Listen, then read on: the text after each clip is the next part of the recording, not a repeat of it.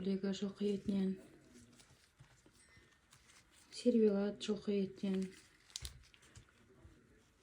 қазақ колбасасы жылқы етінен, бутербродный жылқы етінен,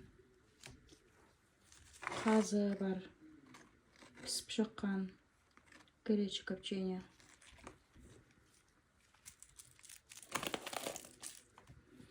Мынандай краковский колбаса бар жылқы етінен, жая бар, докторский,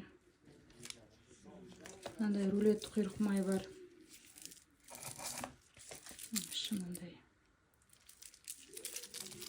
мынандай құйрық май бар. Ысталған өнімдердің бәрі ысталып пісіп шыққан.